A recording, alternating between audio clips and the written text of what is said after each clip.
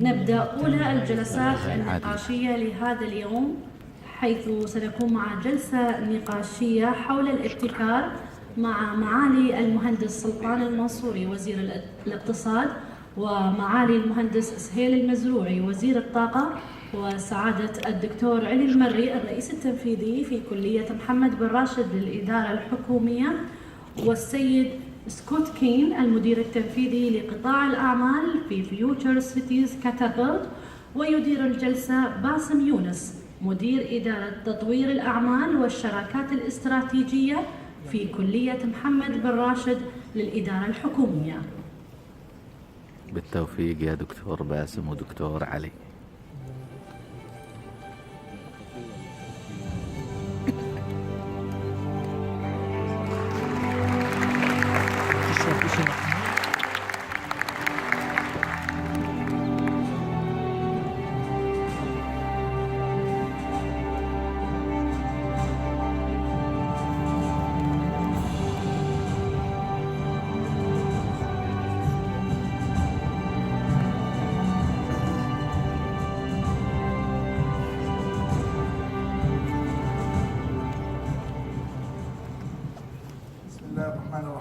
الحمد لله رب العالمين، والصلاة والسلام على أشرف المرسلين سيدنا محمد وعلى آله وصحبه أجمعين.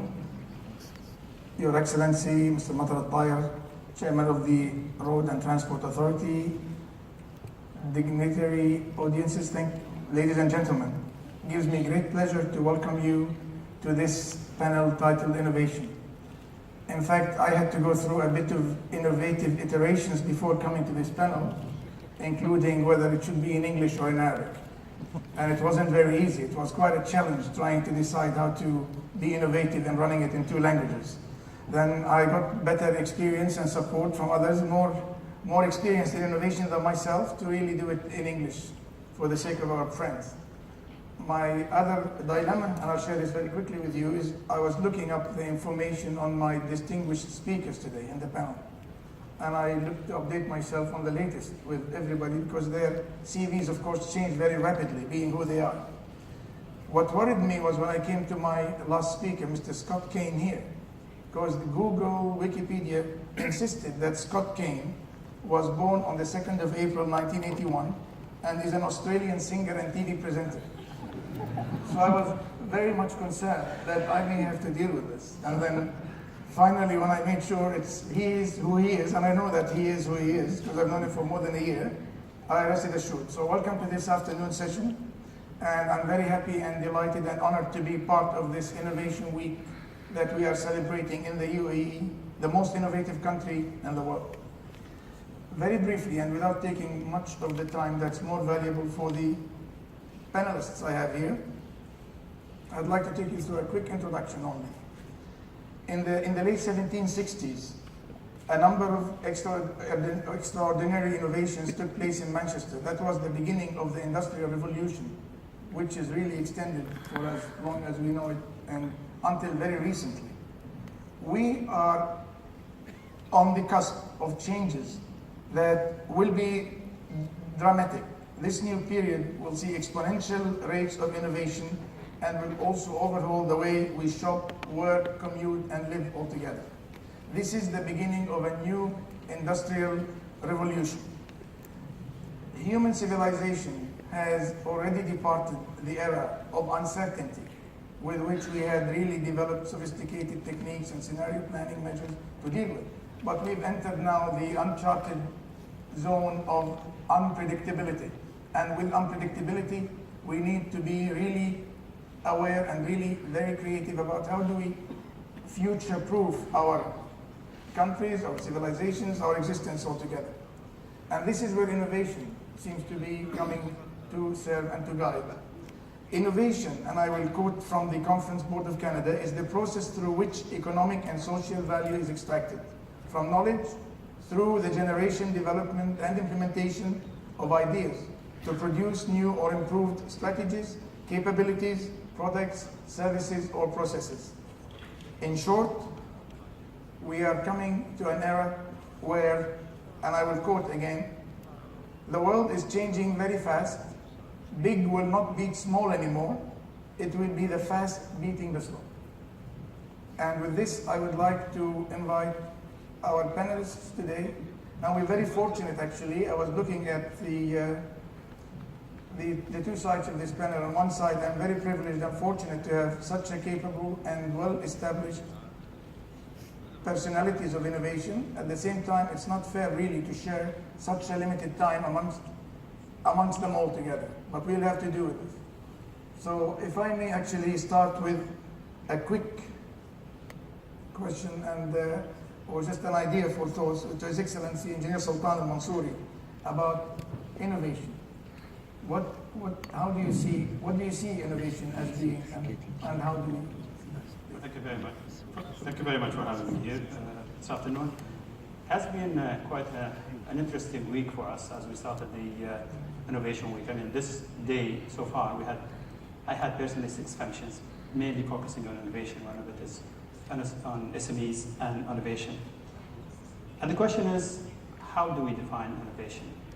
And I can ask 5 people here, and 5 people will come with 5 different answers, which is, I think, it's fine, because each one of them addresses in a way that he understands innovation and maybe the way he dealt with innovation. But also for the past 4 decades, since innovation became quite a strong word in our terms, whenever we address anything that is progressive and changing, it's a challenge, but at the same time, it's a good challenge because it keeps it open. It's nothing limited.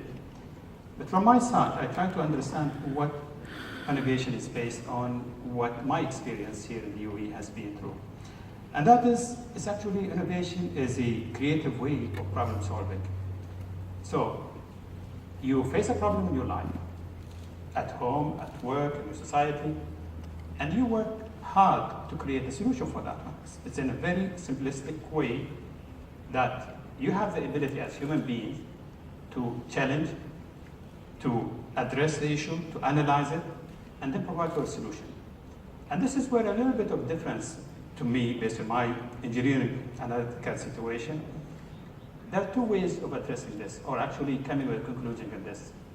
One is basically you have to be coming with a revolutionary kind of solutions, which in this case, something that nobody else has thought of this, and you have created totally a new product. It could be a new procedure also.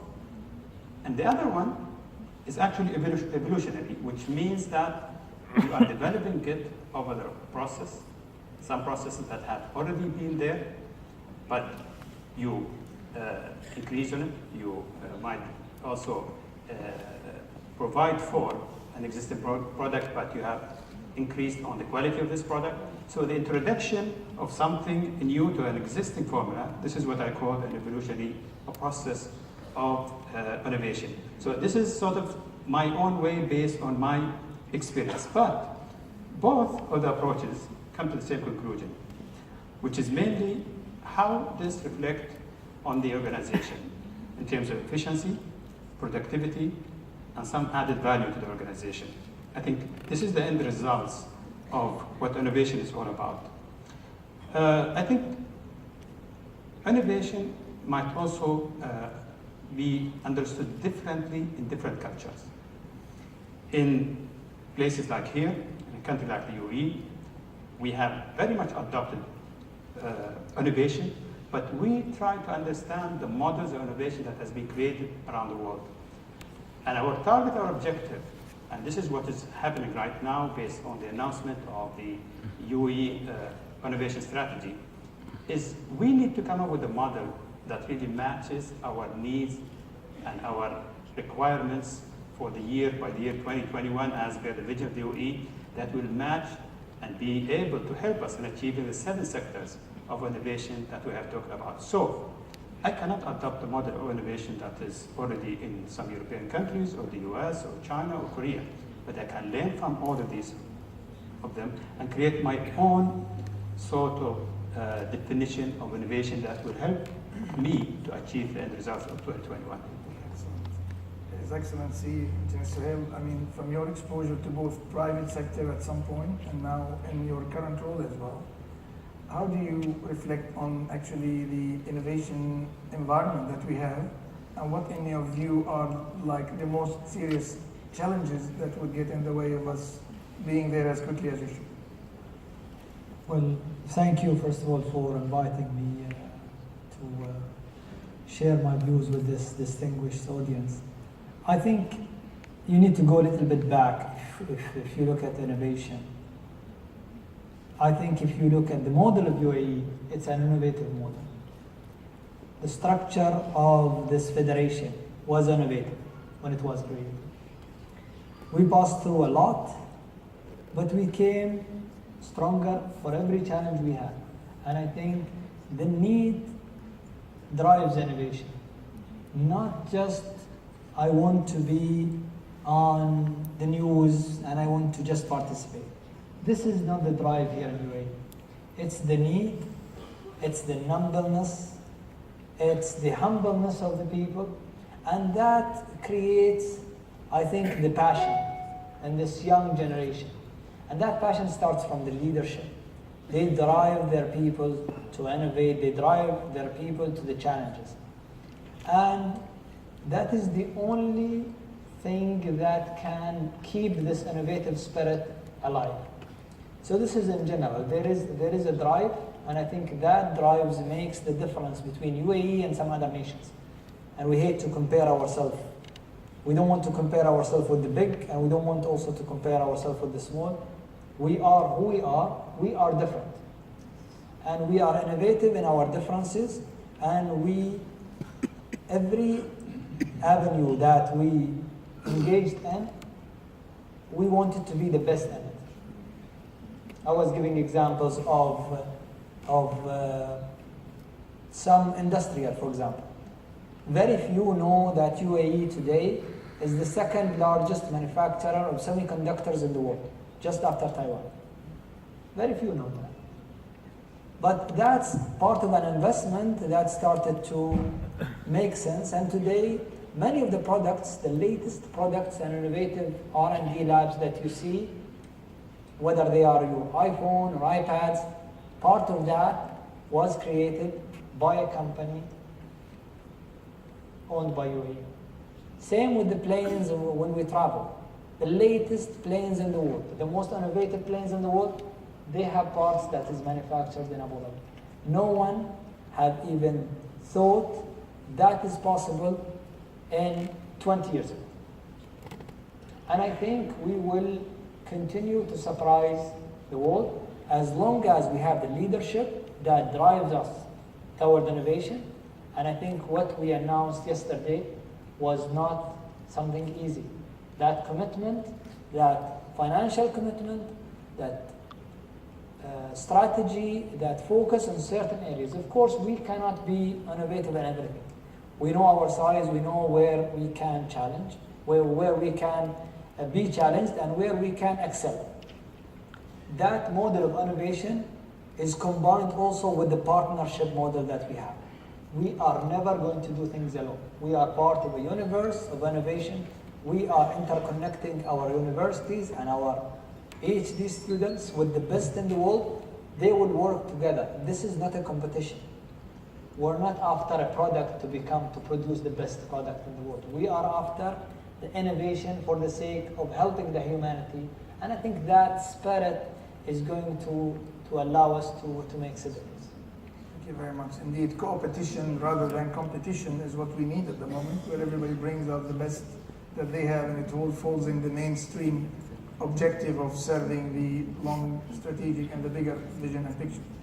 My question to Dr. Ali now is, how can we really build and support government institutions and agencies to really support this culture and to really encourage the bringing out of the talent and of the commitment? Because as I understood clearly from both my first two panelists, innovation is not a choice, innovation is a commitment.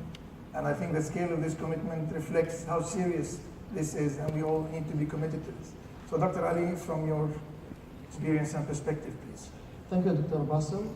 I will start from the lesson learned from the private sector to the public sector. Theoretically, many lessons learned from the private sector developed within the private sector and after time adopted by the public sector. We're talking about the quality, it started in private. We're talking about the strategic planning, the excellence started in the private sector, and now we are talking about the innovations. Innovations for the private sector is the survival way for the private sector. And now Sheikh Mohammed mentioned clearly in his article at the beginning of this year, for the governments between the innovate or stagnate. So it's very obvious, very clear to the government. So it is again the survival way for the governments to adapt the innovations. Enabling the environments or enabling the governments to go in the way of the innovations. It's already started, the innovation, as His Excellency mentioned, is already there within the UAE from the beginning days of the United Arab Emirates. But now it's become very obvious, it become the strategy, the vision for our leaders to go for the innovations. So it's very supported, the strategy of innovation is there, the supporting the budget for supporting the innovator is there, the government entities, all the government entities toward the innovation, they are going toward the innovation. So it's very clear from the governments to enable the environment for the innovations. I'm going to talk about the organizations, the government entities. Within the entities, we need to enable the environment within the entities to support the innovation within the organization, government organization. Also, that is already done for the government organizations. Before, we are talking about the innovation within the government organization. We already have the excellence and the foundation is there. Many years, we are talking about the excellence in governance. Most of our, or all our government entities is really well developed on the excellence and on the organizations, and even the foundation for the staff satisfaction, the quality is there within the government's organization. So now we are preparing the environments to be enabling for the innovations. We need to go farther way within our organizations, within the governments, to enable the innovations. So the excellence is there, the staff satisfaction is there, so we need to talk about even the positive energy. And after that, we need to establish the units of innovation unit, managing the innovation within the organization. And also that is on the way because we are training some people on the innovation to be the CEO for the innovation within the organization. So we need to establish the offices of innovation, like the offices of strategy and the offices of quality.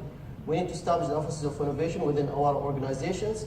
And also we need, because the office of innovations is supporting the ideas to be innovative idea, because previously we are talking about the ideas to implement the new ideas.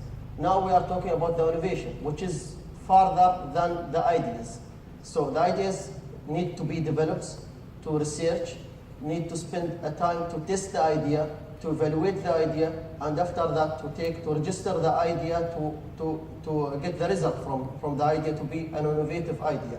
So it's a long way to go within the organizations, and it's a new way also to go for government organization to support the innovations by developing the innovation within the organizations. Thank you, Dr. Ali. In fact, I will hold for His Excellency Engineer Sultan, but I'll ask a question. But on this, the issue of managing innovation is something which immediately made me think I have to ask you this next, actually, and depart from my sequence. So coming to you, Scott, actually, I need to ask you, because you come from a very active and very visible history or exposure to innovations. In your view, I want to ask you, how do you rate, or how do you actually establish and identify quick wins? What role do quick wins, is there such a thing as a quick win in innovation to start? And if there is, how do you actually arrive or class something as a quick win? And how do you measure success? This is my two-tier question for you. Thank you, Bassem. For the purposes of the audience, just to avoid any misunderstanding as to who I am, there was a winner of the Australian pop idol who carries my name, but he is 6'2" and blonde haired. So for the avoidance of doubt, I am not he. in terms of quick wins, so I'm from something called the Future Cities Catapult. And it is our job to work with innovators in industry, in academia, and within cities and city governments to develop the products and services that cities need to flourish, to be great places where people want to live, work, move, play, learn. Our particular model of innovation does involve quick wins. And that means that we take a human-centered design approach to innovation. So we quote a not particularly well-known 1960s architect called Cedric Price. And Cedric Price said, technology is the answer, but what is the question? And so we always start with what is the particular human question that the particular project is looking at. And then with that, we then try to develop an early working version of the innovations. It could be a product innovation, a service innovation, a process innovation, a financial innovation, whichever that may be. And then we try to then develop it and deploy it in a real city project as quickly as possible. And from that, you then get the feedback. You get the quick wins, and you also get to sense, is it something that we think can scale? And if it can scale, you then take it and scale it as quickly as possible. If it's something that needs to be adapted, you can take it back, you can amend it accordingly. The best signal for those kind of projects are the people whose lives you're trying to improve with that particular innovation. And so quick wins, yes, absolutely, they're essential. Clearly there are different methodologies for approaching innovation and for the project management of innovation projects. But there is always room for quick wins. In fact, earlier on I was always under the impression that innovation was something to be free-flowing and unrestricted and uncontrolled and unmanaged and in the sense of the old basic thing. And then we always use the term thinking out of the box, thinking out of the box. And sometimes we need to remember that we need to first understand what's in the box and what do we want to do inside this box so that we can think out of it. So I think this is one of the things we learn to see. Now going back to managing innovation, which Dr. Ali raised, Engineer Sultan, I want to ask you what needs to be done to foster a culture of innovation in an organization? Specifically, and this is the issue here, how do managers avoid the temptation to apply simplistic process management tools to the discovery process? Sounds like one of my questions I used to have during my engineering school days. But let me just put it in a very soft terms. Based on our experience, of course, within the government of the UAE, because we started first, what exactly is innovation? How we can really capture innovation within the organization, within both, whether it is government or it could be also the private sector, because in my case, I deal with both. And it is also part of the strategy of the government that by the year 2021, innovation should contribute up to 5% to the GDP of the country. So how do we achieve that? Both government and also private sector. But to do that, first you need to understand how you manage innovation within your own organization.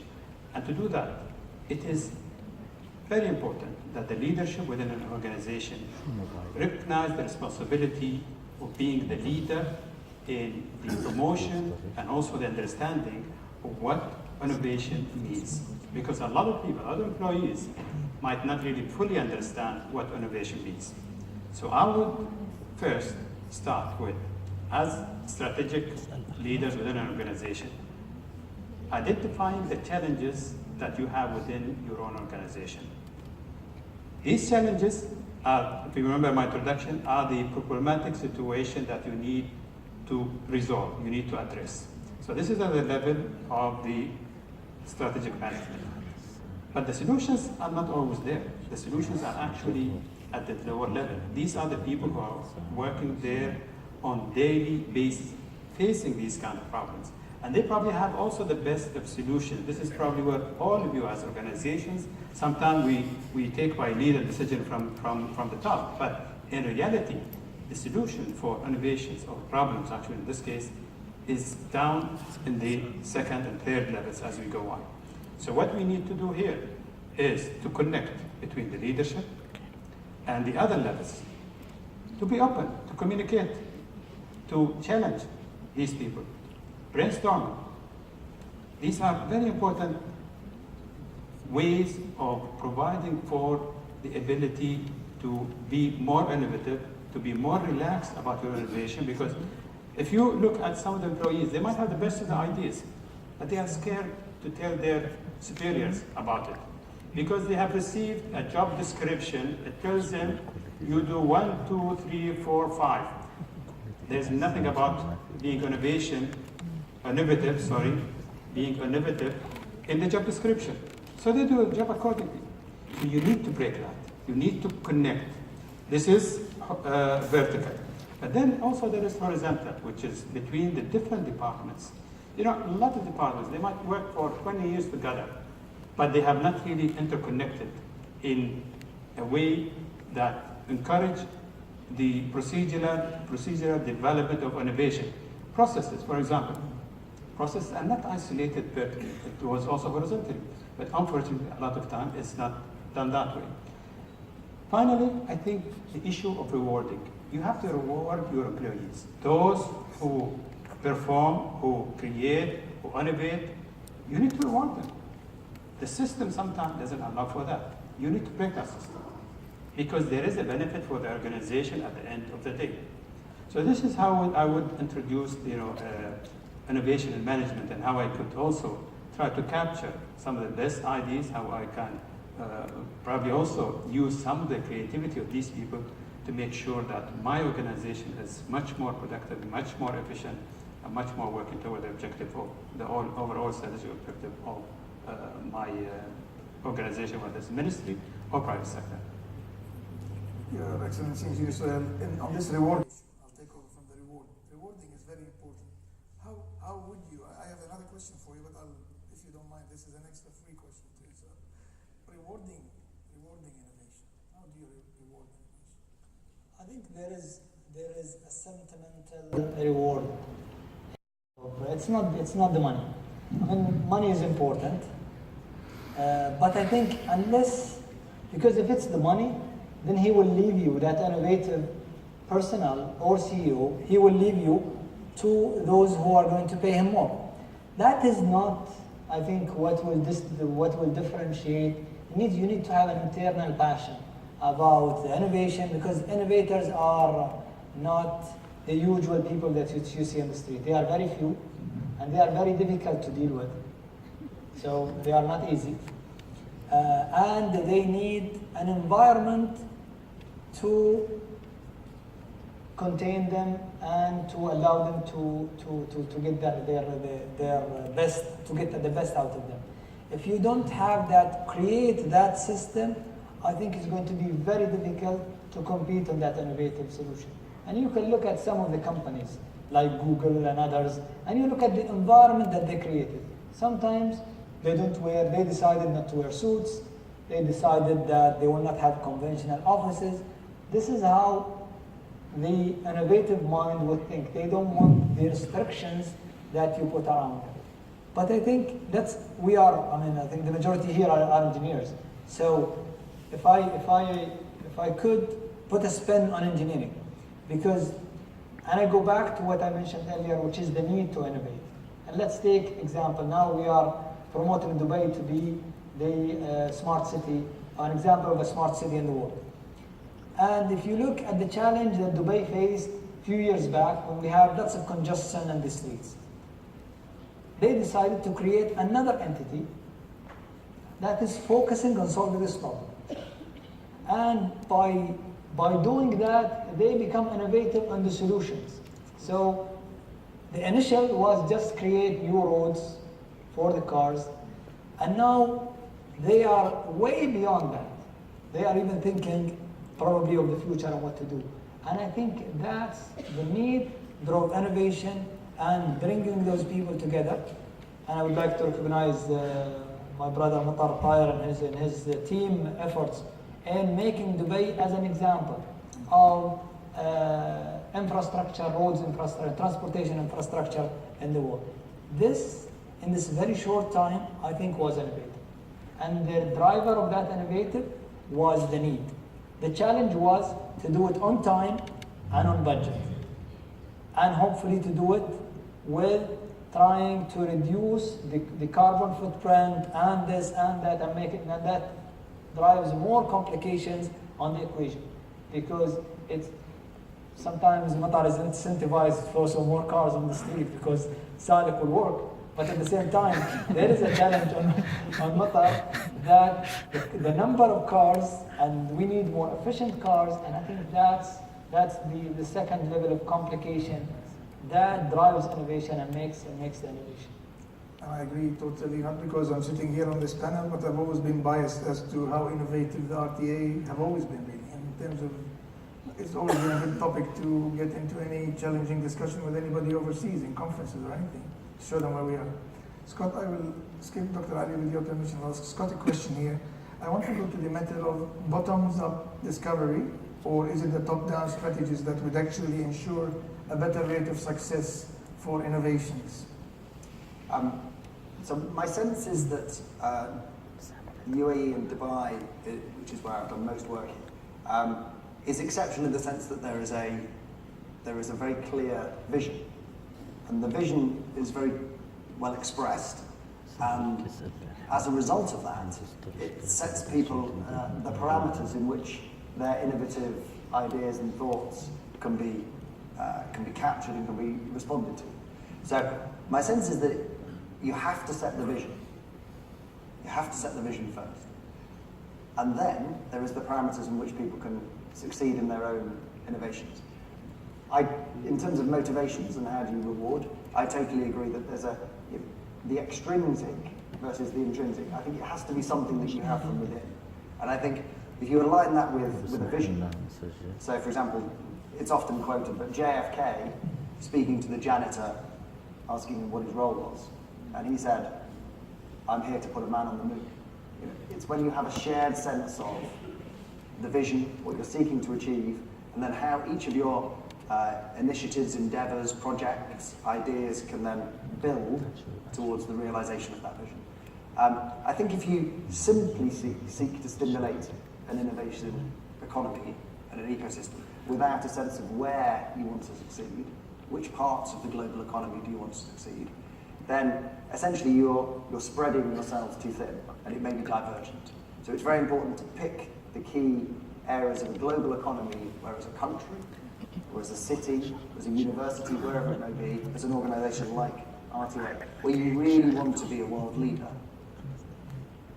and then you focus people's attentions on realising that.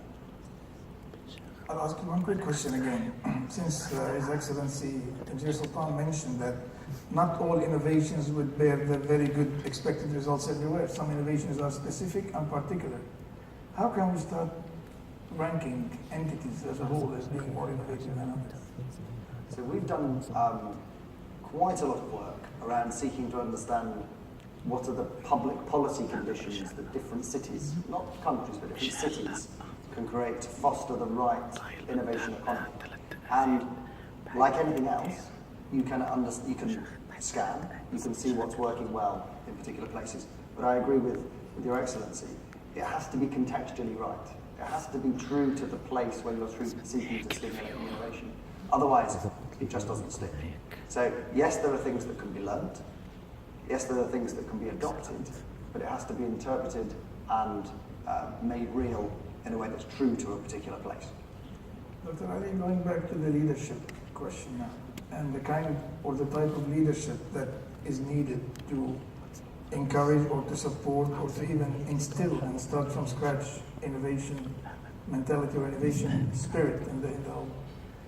How could organizations like the Mohammed bin Rashid School of Government contribute to this within the whole countrywide context of the picture of innovation? As we are talking about the enablers for the environment, we forgot to mention the leadership. The leadership is the first important things to enable the environments for the innovations. Leadership support, leadership understanding of the innovations, and encouragement for the staff to come up with innovation to solve the challenges is very important. This is for the leaderships. And we have mentioned also about the challenges what we face. In the future, I think we will see really well, we are very confident that we'll see more innovations coming from the UAE. Based on the two things, the strategy, the encouragements from our leaders for the innovations, The other things is the challenges, what we are facing.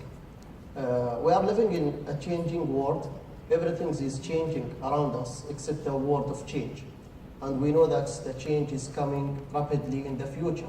That change generate a lot of challenges for all the organizations, all the governments. All these challenges, without the innovation, we cannot come up with these challenges. So what we are expecting is more innovations to solve our daily challenge as a government or as a private sector. So we are working for, waiting for the innovations, to see the innovation. Just if you can review the today newspaper, Al-Bayan Warani newspaper, because we are in the Innovation Week. Until now, this is the first year for innovations, but we have a number, really a huge number of ideas and innovations coming from the government sector. Even I've saved the newspaper for today because I cannot have a time to go through all the ideas, what is coming out from the government entities. It's really something to teach the new generations about the ideas, the innovation idea what we have. So until now, we have really a great number of innovation ideas coming from the government, and we are expecting more and more to come in the future. I've got one question. I think time would permit us to be a bit more, to enjoy a bit of time luxury with one last question for everybody, if I may. And this is, I want to come to the issue of the innovative dilemma. Because sometimes, especially in current economic situations we live, sometimes an innovation may be one that could actually end to this within the whole countrywide context of the picture of innovation. As we are talking about the enablers for the environments, we forgot to mention the leadership. The leadership is the first important things to enable the environments for the innovations. Leadership support, leadership understanding of the innovations, and encouragement for the staff to come up with innovation to solve the challenges is very important. This is for the leaderships. And we have mentioned also about the challenges what we face. In the future, I think we will see, really we are very confident that we will see more innovations coming from the UAE, based on the two things: the strategy, the encouragements from our leaders for the innovations. The other things is the challenges, what we are facing. We are living in a changing world. Everything is changing around us except the world of change. And we know that the change is coming rapidly in the future. That change generate a lot of challenges for all the organizations, all the governments. All these challenges, without the innovation, we cannot come up with these challenges. So what we are expecting is more innovations to solve our daily challenge as a government or as a private sector. So we are working for, waiting for the innovations, to see the innovation. Just if you can review the today newspaper, Al-Bayan Warani newspaper, because we are in the Innovation Week. Until now, this is the first year for innovations, but we have a number, really a huge number of ideas and innovations coming from the government sector. Even I've saved the newspaper for today because I cannot have a time to go through all the ideas, what is coming out from the government entities. It's really something to teach the new generations about the ideas, the innovation idea what we have. So until now, we have really a great number of innovation ideas coming from the government, and we are expecting more and more to come in the future. I've got one question. I think time would permit us to be a bit more, to enjoy a bit of time luxury with one last question for everybody, if I may. And this is, I want to come to the issue of the innovative dilemma. Because sometimes, especially in current economic situations we live, sometimes an innovation may be one that could actually end the need for your job completely. You may actually find some sort of an innovation, and that's not just a disruptive innovation, but you've discovered a much better way to do certain things which do not require your position or your kind of role. In fact, as we understand in the year 2023, apparently accountants won't be required anymore, with the IoT coming in and few jobs coming or going to disappear. In fact, 65% of the future employment of our children or grandchildren, these are jobs which have not been discovered it or noted, as everybody tells us. I don't know where they got the number from. But on this innovator's dilemma, how can you actually encourage someone to be so creative and so innovative, even if it meant actually and literally finding himself out of a job? I think you're looking at me. I'm looking at everybody. I'm not the Minister of Labour, but in a country like the UAE, I think, by the way, when it comes to innovation, this is not something that happened in the last 20 or 30 years. You know, this is, humanity has been innovating all the time, which means that as we move on, we actually speed up the process. More and more innovation are being created. So probably every time some new innovation comes up, some X numbers of jobs has been dropped out, but X numbers of jobs have been created. So definitely there is a balance between how much you lose in terms of jobs and how much you actually gain. But on a nation like the UAE, and a nation that we have some challenges when it comes to the population also over here, we very much adopt and can adopt to these new technologies because they will help us in many ways. This is one. Number two, when you look at the new technologies in innovation, for example, in surgeries, I mean, the accuracy of that one, that is something that all humanity should really adopt, they should complement, because we all need it.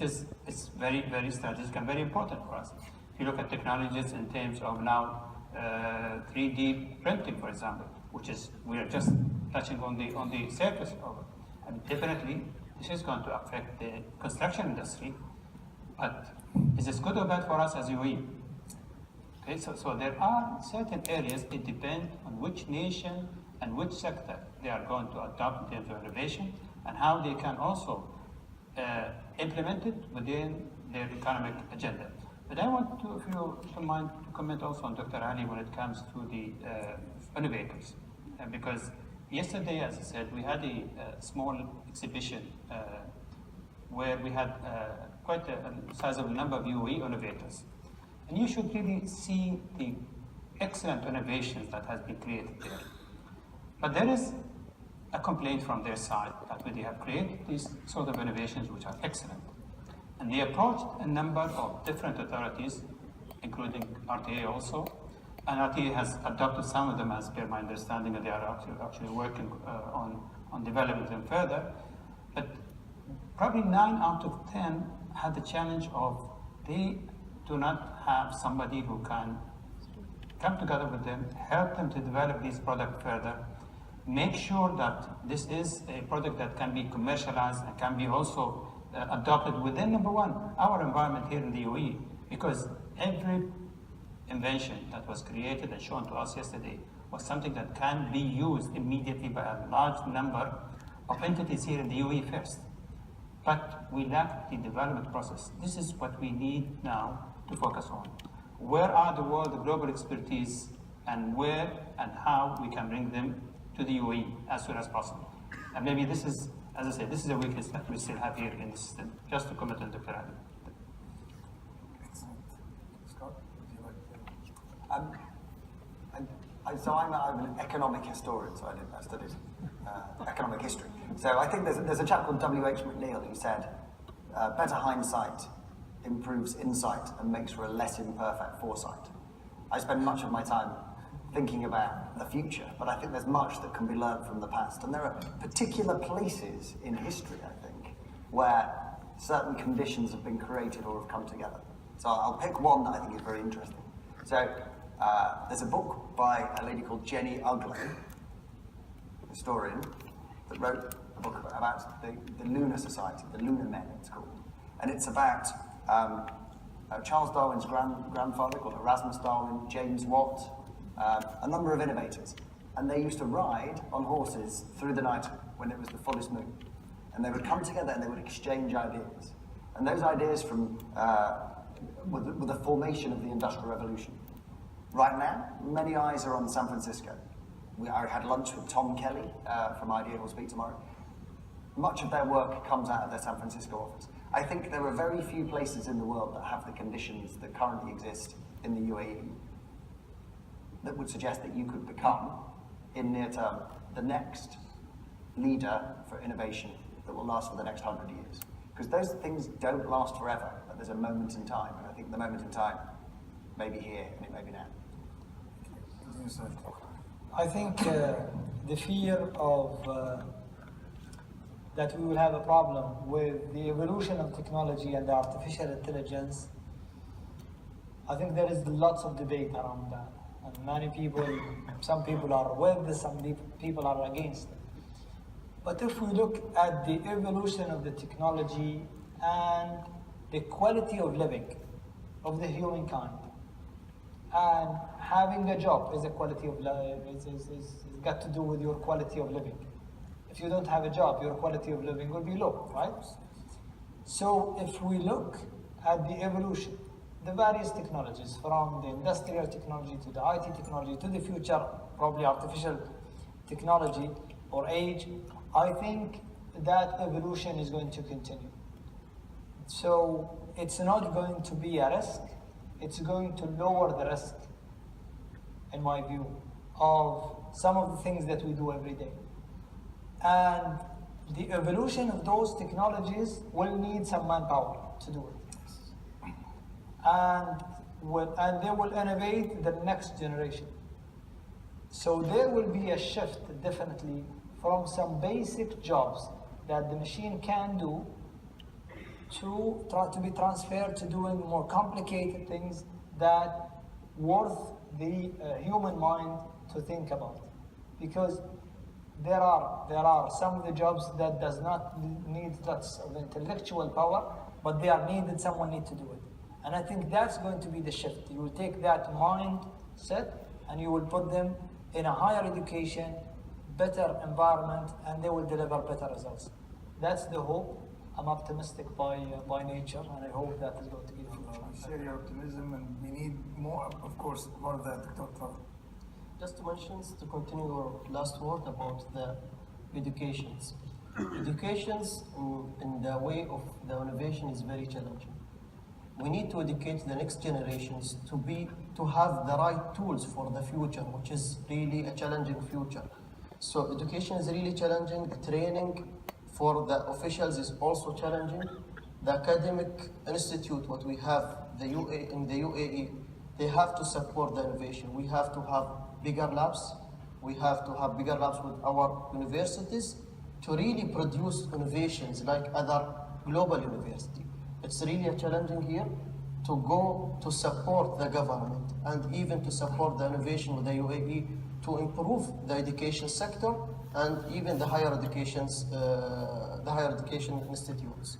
So it's really, again, it's a challenge on the way of innovations, and all of us have to work on this challenge to be really educate and train the next generations to support them with the right skills for innovations. Thank you very much, and I think we are coming to another innovation that's telling me that I'm running out of time, even though I shared with you earlier, and for an afternoon session or a right after lunch session, to have such a session with us, it's a shame we cannot continue any further, really. And I want to thank, of course, the organizers for giving us the opportunity to hear and to exchange. I want to share two quotes from the past, because you said we should live in the past. In 1949, a magazine called Popular Mechanics wrote an article forecasting the relentless march of science. At the time, it was the big news. And what they said, and quote, "Computers in the future may weigh no more than 1.5 tons." So this is what they were hoping to see in the very distant future. And I will quote another final quote from Bill Gates, Microsoft founder and largest shareholder and richest man in the world in 1993. Quote, "The internet, we are not interested in it."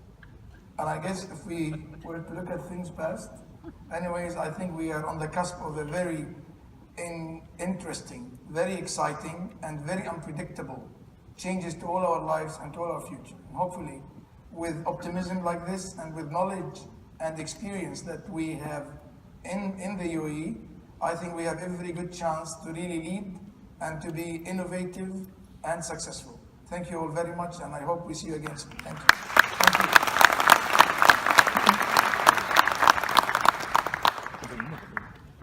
ما شاء الله عليك دكتور.